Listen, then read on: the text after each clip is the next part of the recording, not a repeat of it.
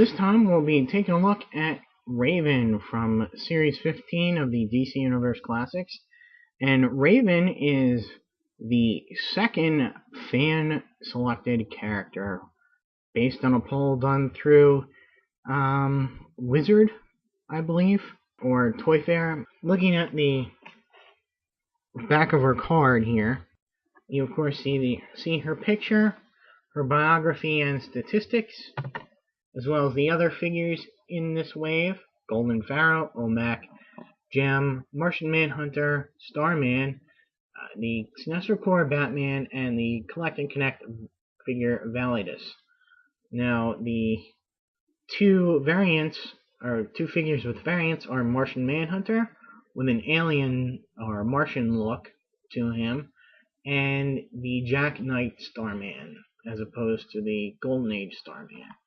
Although very excited to find out that this is the new Teen Titans version of Raven, I was also very hesitant because A, it's a female figure, B, it's a figure with an awkward cape or cloak, so I was a little bit worried about how this figure was going to be standing up all the time.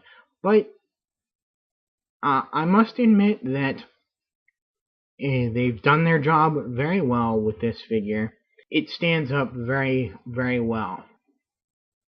You can see, although the character should have some dark hair, you cannot see it underneath her hood of the cloak, but you can see her little, for lack of a better word, chakra or third eye on her forehead. You can see she does have earrings there, so they are molded in to her ears. They're not particularly well painted, but seeing as they're hidden by the hood of the cloak, that's not too much of a problem. The cloak is done very well as well. It's very hard to capture the drawing of Raven the way Perez drew her, because oftentimes he would just draw a silhouette of the cloak, and in case you didn't know, the cloak was supposed to invoke a actual raven, with the hood being the head and beak of the raven, and the top of the cloak being the wings of the raven spread apart or folded as it would rest on a tree or something. While that's easy to convey in 2 dimensions, it's a lot harder in 3. Here they kind of split the difference. They could have done that a little bit thicker on the hood, but they've decided to show more of the face, which is pretty good. Nicely painted eyes. For the most part, the paint on all this is very good. A nice skin tone. There is one little mess up, which happened when they painted the ring on her index finger. Did not happen here. Well, the cloak here is made of a nice soft rubber, so it's molded, but you do have some leeway for getting her into poses. Her skirt here also has a piece that is very soft rubber, very soft rubbery plastic, so that also helps in getting her posed. Has pretty much the standard DC Universe Classics posability. Arms, they don't go all the way around because of the cloak. She bends at the elbow, rotates at the uh, bicep as well as the wrist. Very limited um, ab articulation here. It's kind of hard to get her to move. She does have waist articulation, but it's kind of breaks up her sculpt a bit. And her legs do go forward and back and out and back in. They rotate at the thigh here, bend at the knee, as well as the ankle. She does have a bit of a high heel, not as high as she's been portrayed in the comics as having. They really give her a nice solid base to keep her from falling over. I do appreciate that because I'd much rather have the flatter heels than to have the figure constantly falling over. She's not immune to that because you have to get her in just the right position to prevent her from falling backwards due to the weight of the cloak here. Now, she does not have any accessories other than the piece of validus that she comes with. So that'd be unfortunate. It'd be nice if they included like maybe some sort of soul self version energy that could clip onto her somewhere. You may have seen my video on Trigon, which covers a little bit of her story. You might get some information in here that overlaps with that review or history. She is the daughter of Arella and the demon Trigon. Her mother, Arella, fell into a cult and got pregnant with the human host of Trigon. She fled from Trigon and the cult and found her way, or I should say, the mystics of another dimension found her and brought her to their dimension to prevent Trigon from gaining a foothold on the Earth's dimension through her child, who would eventually be Raven. So they brought them to their dimension called Azarath, and they raised her to reject all emotions, thus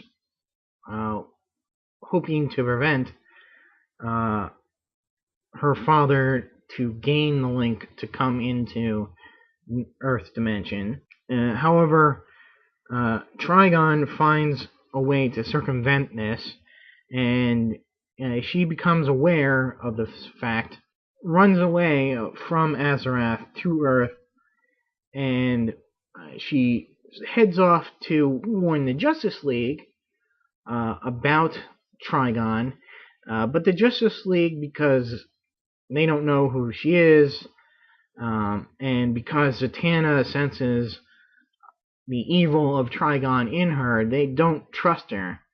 So after a quick, brief fight, she escapes them and goes on to reach the next generation of heroes, which would be the Teen Titans. And she convinces Robin and Wonder Girl and Angeline, who had all been Teen Titans previously, as well as several new teenage heroes, to come together and form the new Teen Titans. There is one exception. She uses her emotional powers to create this link with Wally West, who is this point has basically retired as Kid Flash. So through this link, this empathic link, he thinks it's love, and basically joins the team because he's in love with Raven. So they defeat Trigon and trap him in another dimension. All her repressed emotions, it allows her to be manipulated first by Brother Blood and then by Trigon, who possesses her. She gives her life to defeat her father, and however, it's not the end of her. The Church of Blood resurrects her spirit in a new body. She begins calling out to the Teen Titans to come and save her. Together, they defeat the Church of Blood and the new Brother Blood that is behind it. Being in a much younger body and more in touch with her emotions, now I guess she starts a relationship with Beast Boy, formerly Changeling. Although it lasts for quite a while, and they still have feelings for each other. They have recently broken up, and she is currently, I believe, she's just rejoined the Teen Titans again. She's very much a part of the Titans and Teen Titans war. A very big piece of that history. For her powers, she can create a soul self, which allows her to travel and teleport and project her presence over great distances. She's got empathic powers, and there's a reverse I forget what the word is, the term is for a reverse empath.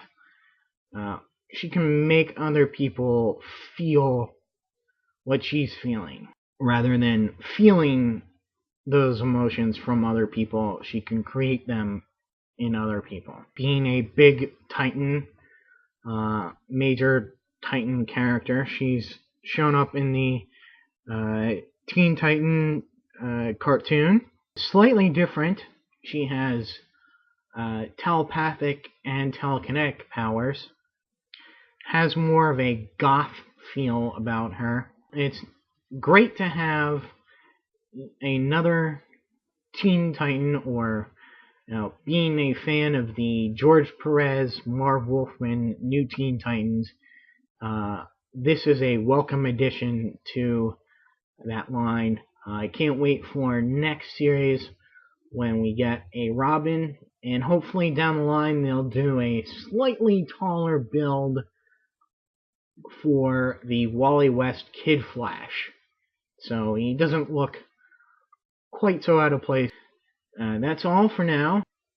The next figure on the list is Martian Manhunter, so watch out for that review. And until then, see ya.